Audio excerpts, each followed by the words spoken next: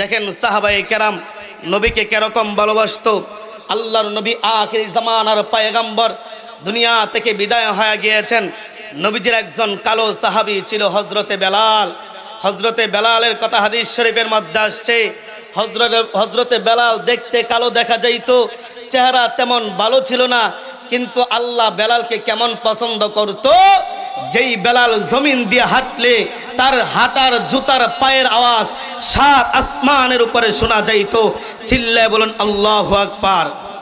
বন্ধুরা আমার, সেই নবীর সাহাবী হযরতে বেলাল রাদিয়াল্লাহু তাআলা আনহু, আল্লাহ নবী যখন দুনিয়া থেকে বিদায় হয়ে গিয়েছেন, হযরতে বেলাল তার যেই গাঠটি ছিল, কাপড় ছিল, সবগুলো একটা গাঠটির মধ্যে লইয়া, মাথার মধ্যে লইয়া সাহাবায়ে কেরামের কাছে চলে গেল। সাহাবায়ে কেরামকে ডাক দিয়ে বলেন, সাহাবীরা, আমি দামেস্কে থেকে এসে কালিমা পরে মুসলমান হয়েছিলাম। আল্লাহর পয়গম্বর দুনিয়ার জমিনের মধ্যে নাই। আমি আজান দিলে আমার নবী নামাজ পড়াইতো, আজকে আজান দিব, নবী নামাজ পড়াইব না। সুতরাং সেই জমিনের মধ্যে নবী নাই, যেই জায়গার মধ্যে আজান দিলে নবী নামাজ পড়াবে না, ওই জায়গার মধ্যে আমি থাকবো না, চলে যাব।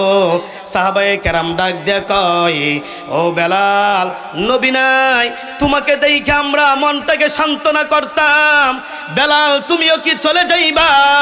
আল্লাহর পয়গম্বরের সাহাবী হযরতে বেলাল বলে, না না না, এখানে থাকতে পারবো না। বেলাল চোখের পানিগুলো ছেড়ে ছেড়ে কান্না করে চলে গেলেন দামেস্কের আফ্রিকার জঙ্গলের মধ্যে। ওইখানে যাওয়ার পরে একদিন নয়, 2 দিন নয়, বহুদিন হয়ে গিয়েছে, 6টা মাস চলে গিয়েছে।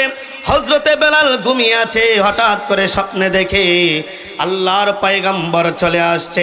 আল্লাহর পয়গম্বর ডাক দে বলে, বেলাল, দুনিয়ার কত মানুষ আইসা আমি রাসূলের দরবারের মধ্যে সালাম দেয়, বেলাল তোর একটা সালামও পাই না। ও বেলাল, তুই কি আমি রাসূলের সাথে রাগ করেছস? বন্ধুরা আমার, এই কথা বলার পরে হযরতে বেলালের ঘুম ভেঙে যায়। হযরতে বেলাল আবার গাঠটি মাথার মধ্যে লইয়া মদিনার পথে রওনা হয়েছে। যখন বেলাল আসে, সারা মদিনার মধ্যে খবর পৌঁছলো, ও মদিনাবাসী, বেলাল আসছে। সমস্ত মদিনাবাসী দৌড়াইয়া আখির জামানার পয়গম্বরের সাহাবী বেলালের কাছে যায় আর ডাক দে বলে, বেলাল শোনো, ও বেলাল, তুমি আর রাসূল কি আসবে? বেলাল ডাক দিয়ে কই, না, নবী আসবে না, আসছি নবীর রওজাটা দেখার জন্য। সাহাবায়ে কেরাম দৌড়ে আসলো বেলালের কাছে। নবীজির 2 জন সাহাবী ছিল, নবীজির আদরের 2 নাতি হযরতে হাসান, হযরতে হুসাইন দৌড়ে চলে আসছে নবীর কাছে। নবীর সাহাবী বেলালের কাছে আইসা 2টা হাতের মধ্যে ধরে ডাক দিয়ে কই, বেলাল, ও বেলাল, নানা দুনিয়া থেকে বিদায় হয়ে গিয়েছেন, বেলাল তুমিও চলে গিয়েছো, বহুদিন পরে তোমাকে পেয়েছি। ও বেলাল, আজকে একটু আজান দাও না, তোমার আজানটা শুনে আমরা আমাদের মনকে সান্ত্বনা করব।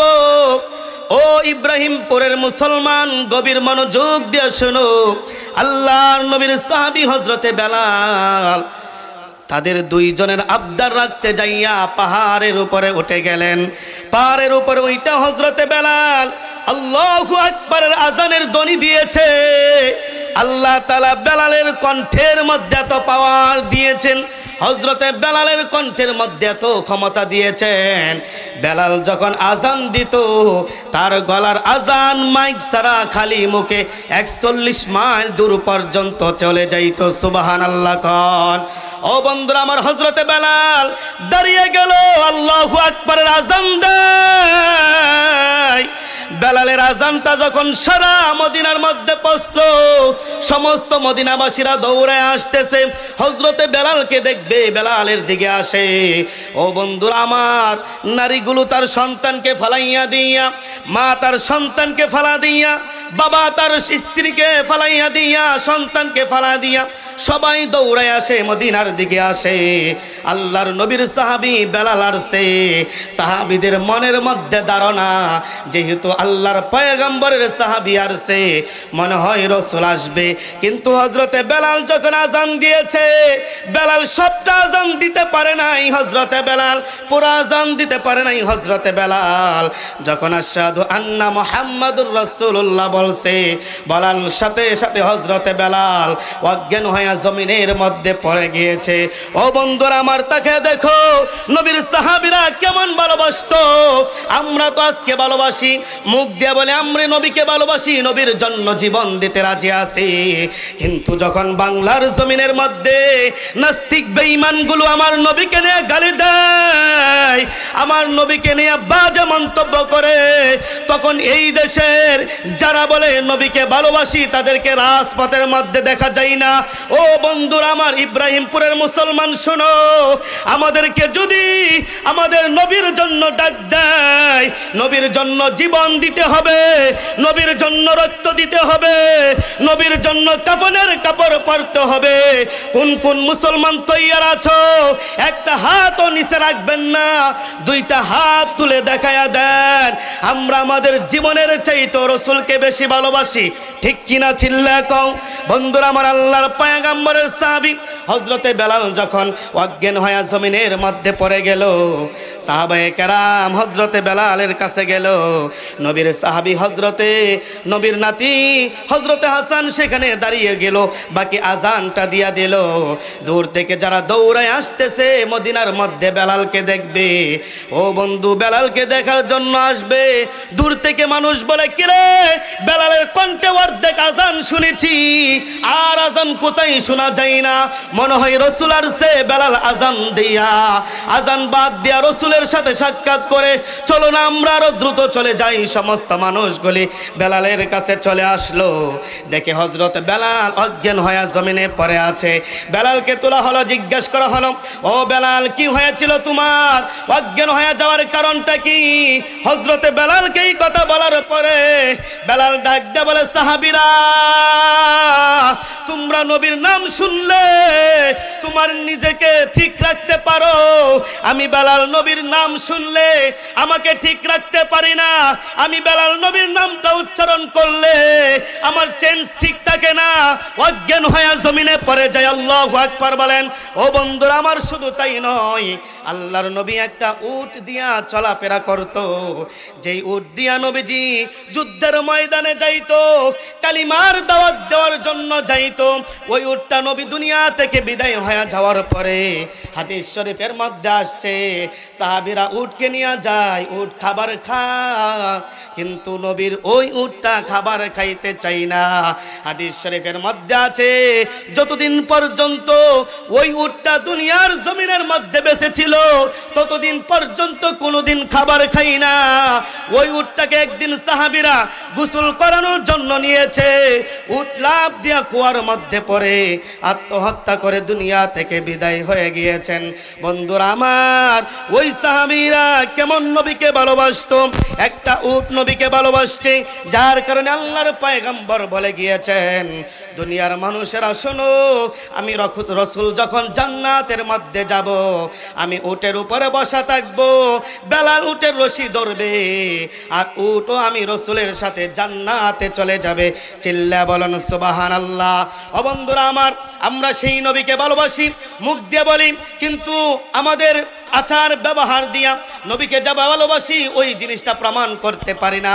বন্ধুরা আমার, আমি আপনাদেরকে বলবো, যারা বলেন নবীকে ভালোবাসি নামাজ ছেড়ে দিয়েন না, যারা বলেন নবীকে ভালোবাসি সুদ খায়েন না, যারা বলেন নবীকে ভালোবাসি হারাম কাজের মধ্যে যায়েন না। হাদিস শরীফের মধ্যে আছে, হাসরের ময়দান যেদিন কায়েম হয়ে যাবে, ও বন্ধুরা আমার, জান্নাতীরা জান্নাতে চলে যাবে, জাহান্নামীরা জাহান্নামে চলে যাবে। আমার নবী, আপনার নবী ওই সময় ওই জাহান্নামের পারের মধ্যে দাঁড়ায় থাকবে, আর তাকায় দেখবে তার কোন উম্মত গুনাহ করার কারণে আজকে জাহান্নামে চলে যায়। আল্লাহর পয়গম্বর বলবেন, উম্মত তোর জন্য তায়েফের জমিনে মার খেয়েছি, ও উম্মত তোর জন্য রক্ত দিয়েছি, দাঁত মুবারক শহীদ করেছি। উম্মত রে, এই পৃথিবীর জমিনের মধ্যে ইসলাম কায়েম করতে যাইয়া আমার নবীর আপনার নবী কত মায়ের খেয়েছে, কত রক্ত দিয়েছে। কিন্তু আজকে আমরা নবীর আশিক দাবি করি, নবীকে ভালোবাসি, কিন্তু নবীর সুন্নাত মানতে রাজি না। নবীকে ভালোবাসি, নামাজ পড়তে রাজি না। নবীকে ভালোবাসি, হারাম কাজ ছাড়তে রাজি না। ও বন্ধুরা আমার, শোনো, নবীকে ভালো এমন ভাবে বাসবা সাহাবায়ে কেরাম যেভাবে ভালোবাসছেন। আল্লাহর পয়গম্বরের একজন সাহাবী ছিল, ছোট্ট মানুষ, নাম তার তালহা। তালহার বাবা যখন নবীর কাছে কালিমা পড়ে মুসলমান হয়েছে, বন্ধুরা আমার, তালহার বাবা চলে গেল রসুলের দরবারে। ওই তালহার বাবা যখন বাড়িতে আসছে, ছোট্ট 7 বছরের বাচ্চাটা ডাক দিয়ে কই, বাবা গো, তুমি প্রতিদিন কোথায় যাও, কার কাছে যাও? বলে, আমি আখিরি জামানার পয়গম্বর মায়ার নবীর দরবারের মধ্যে যাই। বন্ধুরা আমার, এই কথা বলার পরে ডাক দিয়ে কই, তুমি তোমার মায়ার নবীর কাছে যাও, তোমার নবীর অনেক সংবাদ শুনেছি, অনেক সুনাম শুনেছি, নাম শুনেছি, তুমি তো আমাকে একবারও তোমার নবীর কাছে নেওয়া যাও নাই, আজকে কি নেওয়া যাওয়া যাবে? বন্ধুরা আমার, এই কথা বলার পরে আল্লাহর পয়গম্বরের সাহাবী তার 7 বছরের বাচ্চাকে নিয়ে রসুলের দরবারে চলে গেল। বন্ধুরা আমার, আল্লাহর পয়গম্বরের কাছে যাওয়ার পরে ওই 7 বছরের বাচ্চা, মাসুম বাচ্চা, নবীর দরবারে গিয়ে নবীর সামনে বসছে। ও বন্ধু আমার, 7 বছরের বাচ্চাটা রসুলের দিকে 2টা নজর দিয়ে তাকায় আছে, দুনিয়ার কোথাও তাকাই না। বাবা ডাক দিয়ে কয়, ও সন্তান, তুমি কি আমার রসুলকে পছন্দ হয়েছে? এমন ভাবে দেখতেছো, কারণ কি? বাবাকে ডাক দে, বলে, বাবা, তুমি আমাকে কত জায়গার মধ্যে নিয়ে গিয়েছো, দুনিয়ার কত জায়গার মধ্যে গিয়েছি, কিন্তু তোমার রসুলের মতো এত সুন্দর মানুষ পৃথিবীর জমিনে আমি আর কাউকে দেখি নাই। সুবহানাল্লাহ চিল্লা বলেন। ও বন্ধুরা আমার, বাবা তার সন্তানকে ডাক দে, বলে, আমি আমার রসুলের কাছে কালিমা পড়ে মুসলমান হয়েছি, তুমি কি কালিমা পড়ে মুসলমান হতে চাও? 7 বছরের বাচ্চা ডাক দে কয়, হ্যাঁ, আমি রসুলের কাছে কালিমা পড়ে মুসলমান হয়ে যাব। আল্লাহর পয়গম্বর এই বাচ্চাকে কালিমা পড়ে মুসলমান বানায় দিল। বাচ্চা মুসলমান হয়ে গেল। তার বাবাকে নবী বলে, নামাজ পড়বা, দিন মানবা, নবীর তরিকা অনুযায়ী চলবা। বন্ধুরা আমার, নবীজি কত কিছু শিক্ষা দিচ্ছে, কিন্তু ছোট্ট বাচ্চাকে কিছুই বলে না। ওই বাচ্চা ডাক দেখো, ইয়া রাসূলুল্লাহ, আমার বাবাকে নামাজ পড়ার কথা বলেছেন, আমার বাবাকে অনেক কিছু মানার কথা বলেছেন, কিন্তু আমাকে দিয়ে কোনো কিছুই বলেন নাই।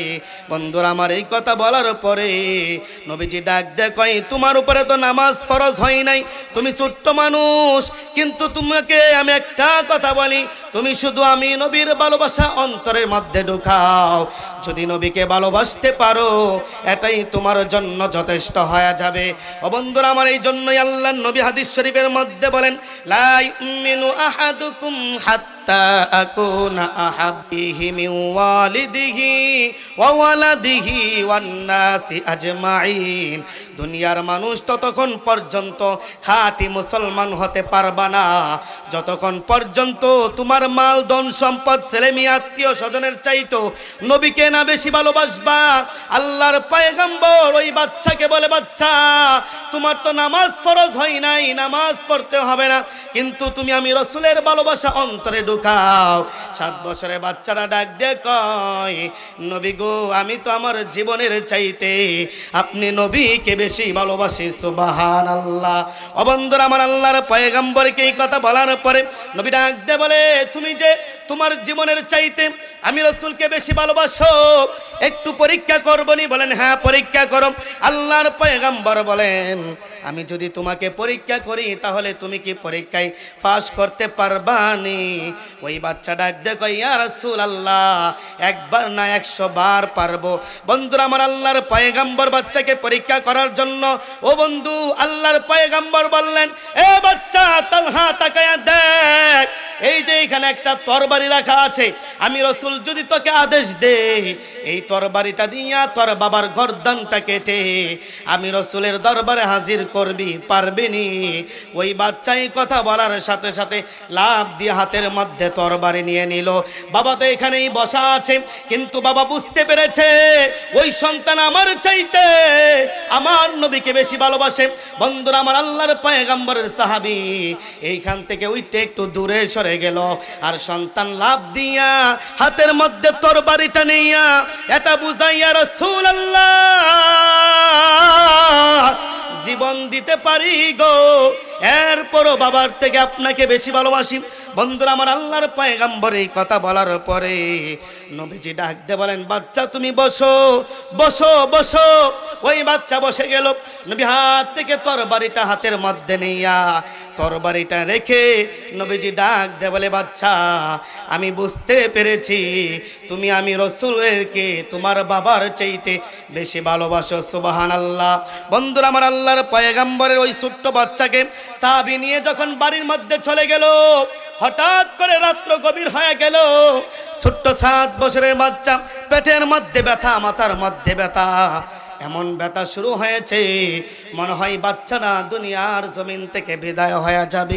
ছোট্ট বাচ্চাটা মাকে ডাক দে বলে, বাবাকে ডাক দে বলে, ও মা, ও বাবা শুনো গো, ও বাবা শুনো, আমার মাথার মধ্যে এমন ব্যথা, বুকের মধ্যে এমন ব্যথা, বাবা আমার তো মনে হয় আজকে রাত্রে আমি এইখান থেকে দুনিয়া থেকে বিদায় হয়ে যাব। ও বাবা, কিন্তু তোমাকে আমি একটা কথা বলে দেই, আজকে রাত্রে যদি আমি দুনিয়ার জমিন ত্যাগ করি, আমি যদি মারা যাই, রাতের বেলা আমার নবীর কাছেই সংবাদটা পৌঁছাইবা না, কারণ আমি আমার রাসূলকে ভালোবাসি, আমি আমার নবীকে ভালোবাসি, নবীও আমাকে ভালোবাসে। আজ রাত্রে যদি দুনিয়া থেকে বিদায় হয়ে যায়, রাসূল যদি এই কথা শুনতে পারে, নবীজি দৌড়ে আসবে আমাকে দেখা করার জন্য, দেখার জন্য আসবে। আর কাফের বেঈমানরা যদি সুযোগ পায়, রাতের আধারে এই বাচ্চাকে আমার নবীকে দুনিয়া থেকে বিদায় করে দিবে। আর যদি আমার নবী আমাকে দেখতে আইসা আমার নবী যদি মার খায়, আমি কি জবাব দিব? হাশরের ময়দানে যদি আল্লাহ জিজ্ঞাসা করেন, তালহা, ও তালহা শোনো, রাতের আধারে তুমি মারা গিয়েছিলাম, তোমাকে দেখার জন্য আমি আসছি না, আমার নবী আসছিল, আমার নবীকে কাফের বেঈমানরা তোমার কারণে মারছে, আমি কি জবাব দিব? 7 বছরের বাচ্চা ডাক দেখায়, আল্লাহ নবী বলেছে কেউ যদি মারা যায় দেরি করবে না, তাড়াতাড়ি জানাজা পড়ায় কবরে দাফন করো। ঠিক কিনা বলেন? ও বন্ধুরা আমার, কেউ যদি মারা যায় যত তাড়াতাড়ি সম্ভব তাকে গোসল করায়া জানাজার ব্যবস্থা করা।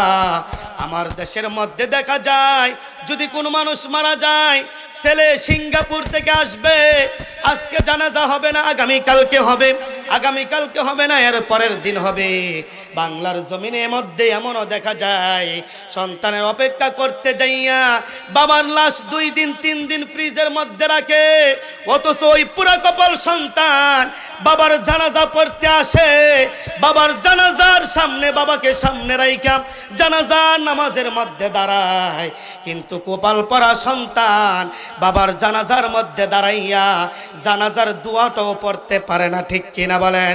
ও বন্ধুরা আমার, আল্লাহর পয়গম্বরের সাহাবী দেখছেন নি, ছোট্ট বাচ্চা ডাক দে কই, যদি মারা যায় রাতের আধারে আমাকে কবরে দাফন করে দিবা, আমাকে কবরে শুয়াইয়া দিবা, আমাকে কবরে শুয়াইয়া দিবা, এরপরে নবীর কাছে সংবাদ পৌঁছাইবা।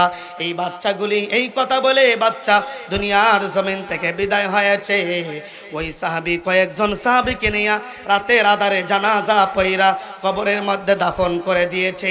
এদিকটা মদিনার মধ্যে ফজরের আজান হয়ে গেল, সাহাবী দৌড়ে চলে গেছে আল্লাহ নবীর পেছনে জানাজা নামাজ, ফজরের নামাজ আদায় করবে। ওইখানে যাওয়ার পরে যখন নামাজ শুরু হয়েছে, সাহাবী নবীজির পিছনে নামাজ আদায় করেছে। প্রতিদিন তার ছোট্ট বাচ্চাকে নিয়া নবীজির পিছনে যাইয়া জানাজার ফজরের নামাজ আদায় করত। আজকে নবী নামাজের সালাম ফিরাইয়া তাকায়া দেখে তালহার বাবা মসজিদের এক কিনারার মধ্যে বসে গুনগুন করে চোখের পানিগুলো ছেড়ে দিয়ে কান্না করে যখন নামাজ চলে গিয়েছে, নামাজ শেষ হয়ে গিয়েছে, নবীজি ওই 7 বছরের বাচ্চার বাবাকে ডাক দিয়ে বলে, সাহাবী এদিকে আসো, কি হয়েছে, কেন কান্না করো? ডাক দিয়ে কয়, ইয়া রাসূলুল্লাহ, আমার ছোট্ট বাচ্চাটা আপনাকে ভালোবাসতো নবী গো, রাতের আধারে এই বাচ্চা দুনিয়া থেকে বিদায় হয়ে গিয়েছেন, বলেছেন রাতেই দাফন করে দেওয়ার জন্য। ইয়া রাসূলুল্লাহ, সন্তানকে জানাজা পড়ে কবরে দাফন করে দিয়েছি। ওই বাচ্চার নবী ডাক দিয়ে কয়, সাহাবী একবারও কি আমি রাসূলকে খবরটা দিতে পারো নাই ওই বাচ্চাকে দেখার জন্য? ও বন্ধুরা আমার, আল্লাহর পয়গম্বর বলেন, সাহাবীরা চলো না আমরা যাই, দেখি আমার তালহাকে কোথায় কবরে দাফন করেছে। নিয়ে গেল তালহার কবরের মধ্যে। তালহার কবরের সামনে দাঁড়াইয়া আখিরে জামানার পয়গম্বর মায়ার নবী আসমানের দিকে 2টা হাত তোলে তালহার জন্য দোয়া করে। আর নবী ডাক দিয়ে কয়, আল্লাহ এই তালহা আমি নবীকে ভালোবাসতো, এই তালহা আমি নবীকে ভালোবাসতো, এই তালহার দায়িত্ব আমি নিয়েছিলাম। আজ তালহা দুনিয়া থেকে বিদায় হয়েছে, কবরে শুয়ে আছে, তালহার দায়িত্ব আল্লাহ তুমি নিয়ে নাও। আল্লাহর পয়গম্বর দোয়া করে আর এইগুলো আল্লাহর কাছে বলতে আছে। হঠাৎ করে নবী আমার চোখের পানিগুলো ছেড়ে দিয়া কান্না করে, আবার মুস্কি মুস্কি হাসে। সাহাবায়ে কেরাম বলে, জীবনে কত দোয়া করলাম, নবীকে নিয়ে কত দোয়া করছি, কোন দোয়ার মধ্যে তো নবী হাসে নাই। আজকে দি তাকায় দেখি একবার নবী দোয়া ধরে কান্না করে, আবার দেখা যায় নবীজি মুস্কি মুস্কি হাসে। যখন দোয়া শেষ হয়েছে, সাহাবায়ে কেরাম আল্লাহর পয়গম্বরকে জিজ্ঞেস করেন, ইয়া রাসূলুল্লাহ বেয়াদবি মনে করবেন না, একটা কথা জিজ্ঞাসা করতে চাই। আল্লাহর পয়গম্বর বললেন, ঠিক আছে কি কথা বলো। আল্লাহর পয়গম্বর বললেন, সাহাবীরা কি কথা বলো? ইয়া রাসূলুল্লাহ জীবনে কত দোয়া করলাম আপনাকে নিয়া, কোনোদিন দোয়ার মধ্যে আপনি হাসেন নাই, আজকে কেন হাসছেন জানতে চাই। আল্লাহর পয়গম্বর ডাক দিয়ে বলেন, সাহাবী আমি যখন আল্লাহর কাছে দোয়া করতে আছি, ও সাহাবীরা আমি আল্লাহর কাছে দোয়া করি, তালহার মায়া মহাব্বতে চোখের পানি ছেড়ে দিয়েছি, কিন্তু আমি তাকায় দেখি তালহার সাথে আমার আল্লাহ কবরের মধ্যে, তালহাও আসে আল্লাহও হাসে। যেই জায়গার মধ্যে আল্লাহ নিজে তালহাকে দেখা হাসতে পারে, আমি নবী কেমনে না হাইসা থাকতে পারি? সুবহানাল্লাহ বলে। কিরকম ভালোবাসতো যেই সাহাবী, ছোট্ট বাচ্চা তালহার জন্য নবী হাত তুলে দোয়া করে। আল্লাহ নবীকে এটাই বুঝিয়েছেন, নবী যেই তালহা আপনি রাসূলকে ভালোবাসছে, যেই তালহার ভিতরে আপনি নবীর ভালোবাসা, সেই তালহা কবরে শুয়ে থাকবে, তালহার কবরে তো আযাব হতে পারে না। যেই তালহা আপনাকে ভালোবাসে, স্বয়ং আমি আল্লাহ তালহাকে ভালোবাসি। চিল্লা কোন সুবহানাল্লাহ। তাহলে বন্ধুরা আমার, আল্লাহর নবীকে ভালোবাসার দরকার আছে না নাই? সকলেই বলেন না, আছে না নাই? বন্ধুরা আমার, নবীকে ভালোবাসতে হবে জানের চাইতে, ঠিক কিনা? নবী হাদিসে এটাই বলেন, লা ইউমিনু আহাদুকুম হাত্তা আকুনা হাব্বা ইলাইহি মিন ওয়ালিদিহি ওয়া ওয়ালাদিহি ওয়ান নাসি আজমাইন। নবীকে ততক্ষণ পর্যন্ত খাঁটিভাবে ভালোবাসা যাবে না যতক্ষণ পর্যন্ত নিজের জীবনের চাইতে না আল্লাহর নবীকে বেশি ভালোবাসা হবে। ও বন্ধুরা আমার, ইব্রাহিমপুরের এই ময়দান থেকে বলে যাই,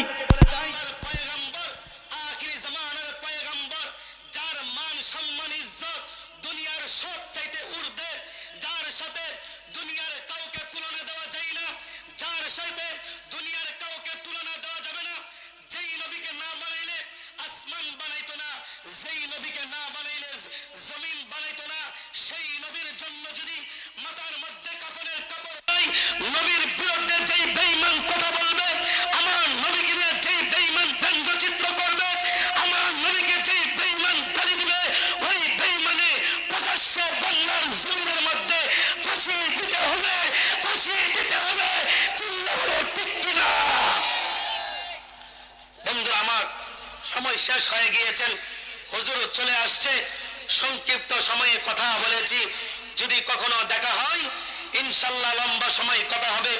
আপনাদের এই মাহফিলটা শুনেছি কবরবাসীর রূহের সমস্ত যুবক ভাইরা